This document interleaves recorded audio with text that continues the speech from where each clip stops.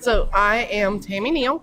I teach computer science in lovely Branford High School, North Florida. On the side, I also moderate Florida Ed Chat Wednesday nights 8 o'clock and Rural Ed Chat Tuesday nights at 8:30. I don't know why I say them in reverse order, but I always have. So, and am super excited to be talking to you guys today. Now, we're all we're all a little punchy as it's the last day of this amazing event. Yeah. So. Hi, I'm Kristin Harrington. I am an EdTech coach for Flagler County Schools. I just recently graduated with my master's in educational technology from University of Florida. Go Gators! Thank you. And my good friend Tammy here likes to get me involved, slightly trick me into things like being live on the radio, and also bring me in as a co-moderator for Florida Ed Chat, which has been amazing. That is awesome. Man, that's so cool. So, go ahead. No, you go. FETC, biggest thing for you. What is it? Okay, so the one thing that's really standing out to me is it sounds small because it was one little part of Adam Bellows' session yesterday, but it was, and I can't remember the name of it, I might have to look it up, but it was an app where people can help blind people find things. So like they would say, I need help, I don't know, they couldn't find, like, is this a tomato sauce or is this green beans? And then you would be able to help them like connect. So it was just pretty cool. Like, I'm really into anything where like you're crowdsourcing, helping people or gamifying that even. Mm-hmm. So I'm gonna go sign up for that as soon as I get home. That's cool. Which is where her helping me moderate Florida Ed Chat comes in, because that's really crowdsourcing. Sure. It really is crowdsourced PD. Right, yes. You know? Exactly. Yeah. So, yeah, all I had to do is say, will you help me with something? Sure, what? I need you to help me moderate. And she's like, what? Was it Be My Eyes? Yes, Be My Eyes. Thank you. You're awesome.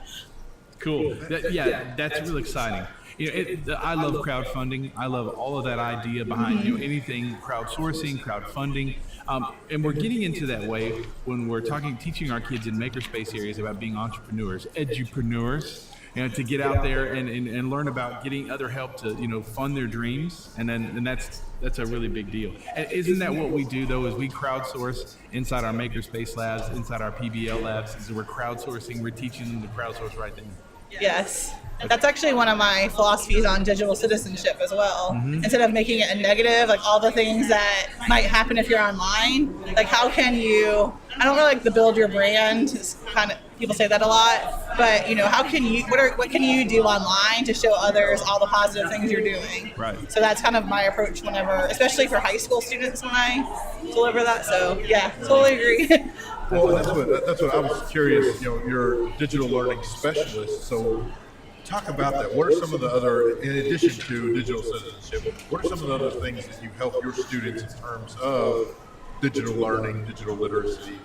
It's pretty much everything from teaching the tool, which is like the lowest level, to integrating like strategies, classroom management for using. I'm really fortunate to be in a one-to-one district, and they're all Mac. I mean, I shouldn't even say it like one-to-one, I should say where the infrastructure actually works and everything works, and I go in the room and there's not all these roadblocks. Yeah. So it's because I've worked in other, I won't go any further, but it's really amazing. I feel really fortunate. It doesn't always work that way everywhere. It's not always like that. That's right. That is right.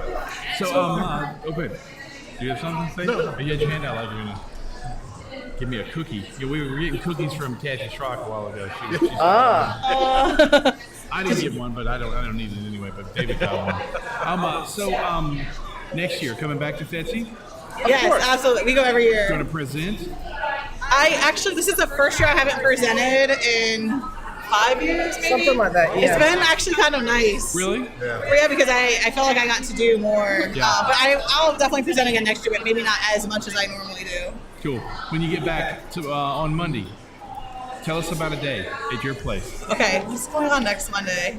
I've got a lot of projects going on in schools that I'm helping with right now. I'm trying to put together a global website where students can create their own virtual field trips. Like if they go to a field trip, they'll use either like 360 cameras or just regular cameras and video. They're going to record the things that are happening. And then what I'm trying to figure out is the perfect platform. Yeah. I was going to do Google Slides. It's not exactly perfect for what I want to do. Yeah. But they'll basically create their own like kind of choose your own adventure virtual field trips. We'll upload it to a website. And then hopefully others from around the country will have their students do it, and we'll have this kind of like global. Yeah, that's one of my goals. We have 3 going on right now. One is we have an old schoolhouse from like the 1900s, and a gardening club. They're creating and designing a garden landscape for them. They already have several other gardens, but they're doing that. So we're going to create a virtual field trip there.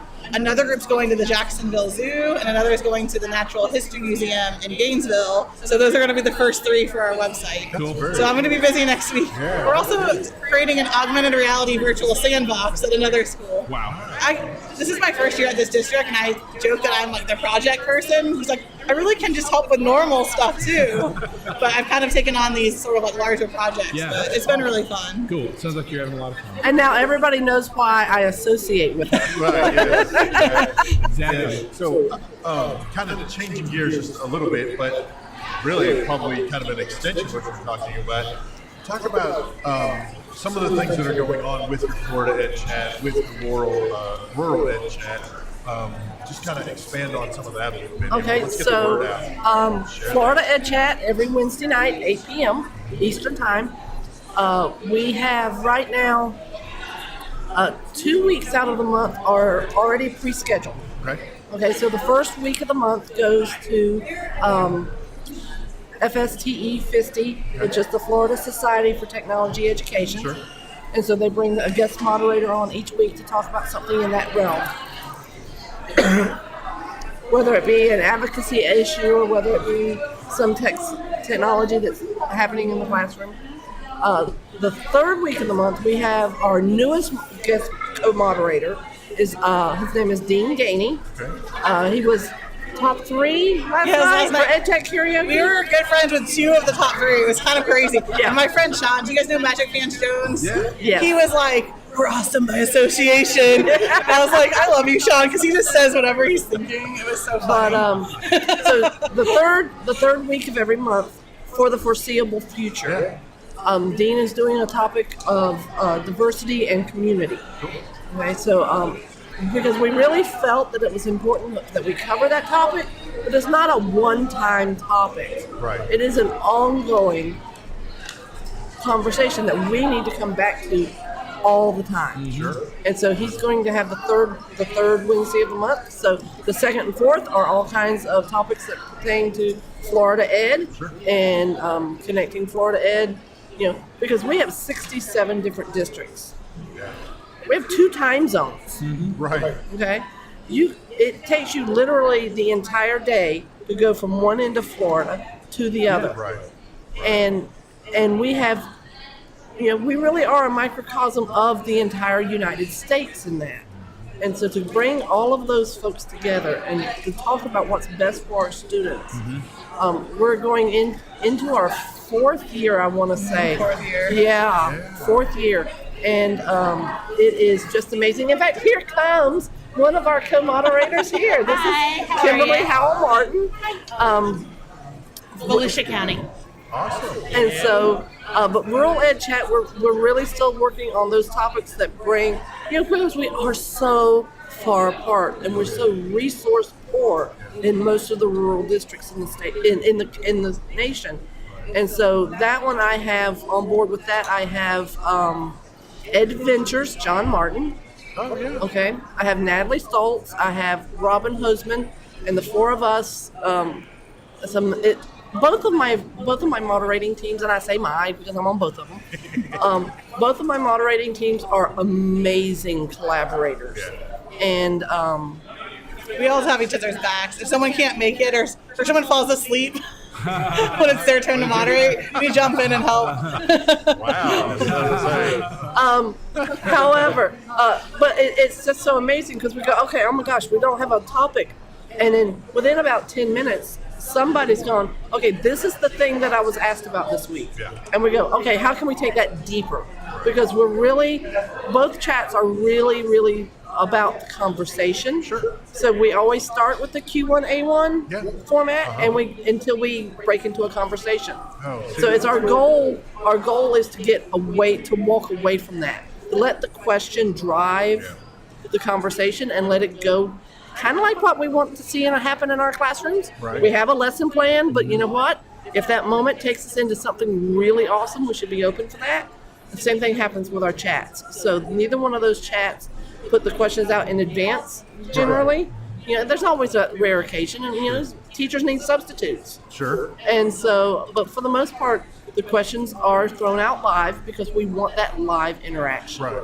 Well, I think the idea of, yes, you're going to have Q1A1 that almost every Twitter chat follows, right? I don't know who started that, whatever. Probably Tom. It became the norm. I love the fact that you are open to and really celebrate breaking out of that. So if it turns out that Q1 ends up in a whole discussion, you may not get to Q2, 3, 4, 5. Exactly. And that doesn't matter. What matters We rarely is the schedule. discussion Yeah. that takes place. And that's very cool. And I would venture, I don't know, but I would venture that's pretty rare in terms of how Twitter chats take place traditionally. I'm going to say that I'm probably going to just agree with you at this point because I don't get to do a whole lot of other Twitter chats, but the ones that and the truth is, both of these chats are small enough. Yeah. They're big enough, but they're small enough. Sure. And you don't have, there are some really phenomenal conversations happening out there. Right. And really great places to connect. But when you have a chat that has 400 people participating at one time, Right. Even if you're using TweetDeck or if you're using one of the other Participate Learn or whatever where you can slow it down, it's like being in a vendor hall, Right. to bring it back to where we are. Right. You have to be able to find that focus spot. Yeah. And that's a very So- good point. Yeah. So we have a variety of people who come in every week on both of them. And we have a variety of people who go, okay, I'm going to catch it when I can, because both chats archive, both chats have websites, come in and catch it. And we really try to say, listen, it's not necessarily about a be here now moment. Sure. Although those are great, but be here when you can moment. Exactly. That's awesome. So, Yeah. okay, so Tim, you travel safely, okay? We will talk to you later. So we like to do something here, 45-second elevator pitch. You get onto the elevator and there's your hero. And you're going to explain what you do and why We love Kristin Harrington. She's the best.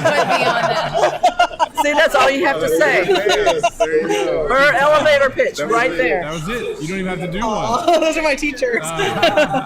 So yeah, you get on, it's your hero, and you want them to be your best friend ever, and you're going to tell them about you and what you do and what you're doing for kids. Me? Oh, it's my turn? Oh, gosh. Well, considering she's so- swigging water, yes.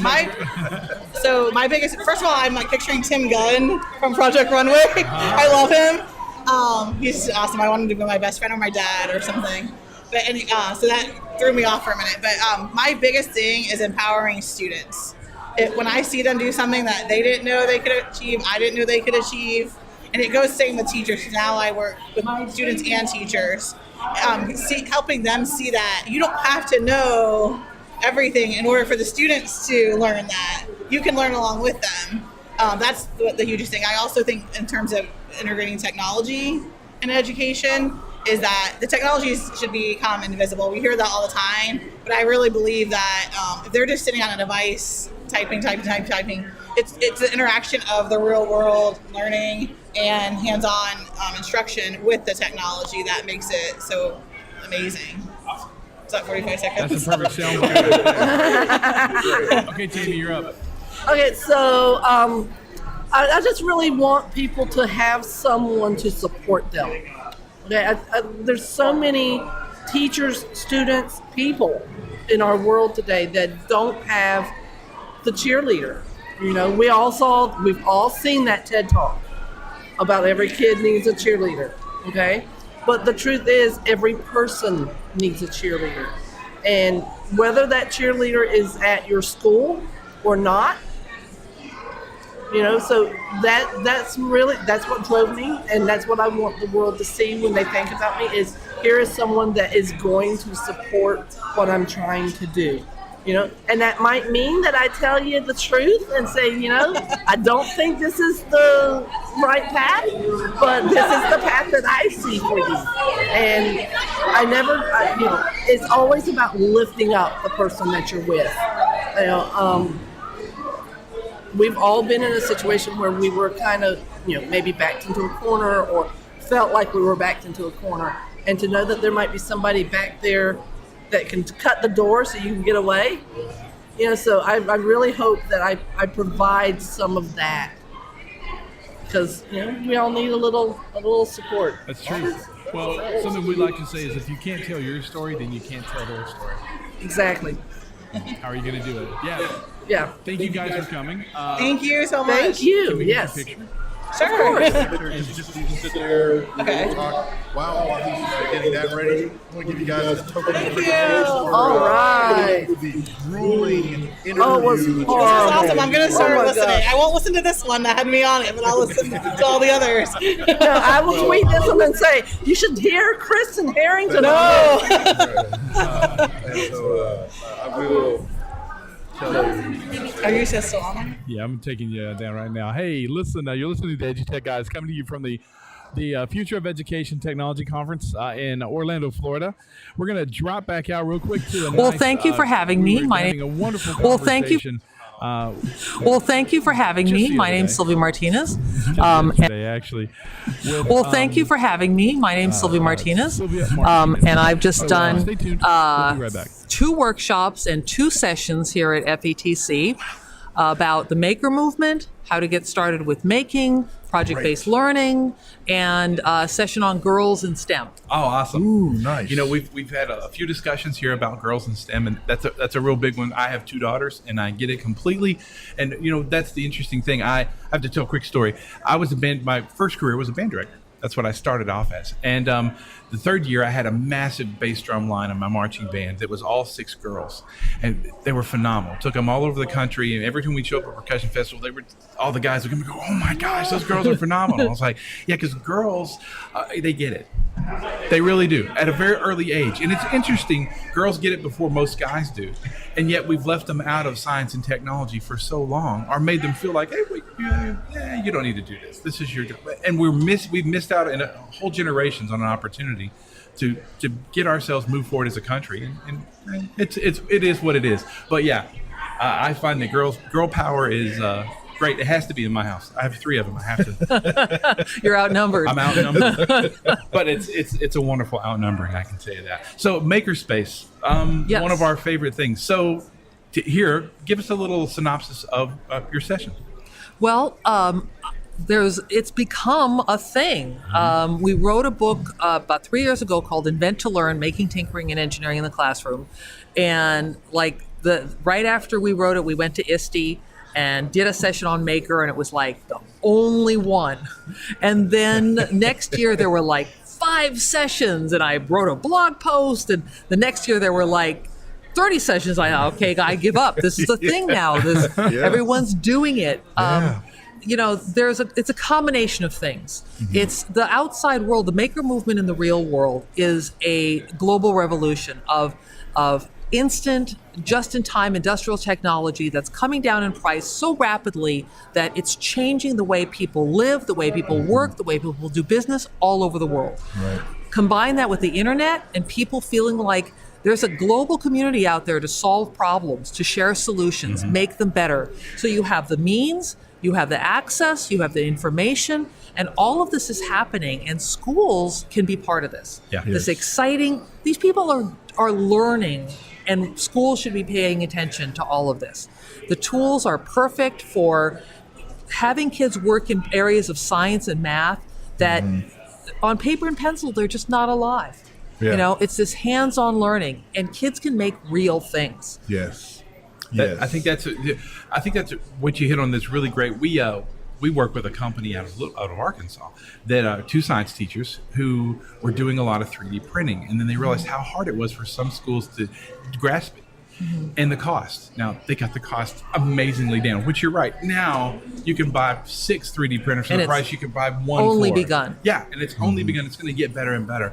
But these guys have really got it out there, and they're showing them how to. You want to use it in social studies? Let us show you how to do demographic maps. Let's print this. But it's not just that. It's that problem-solving skill that we're teaching Right. kids and how to apply to every part of the curriculum, every part of it. And you're exactly right. That's the part that I like. That you said is that there are these everybody's doing it, and if we need to know how to fix a problem, we can just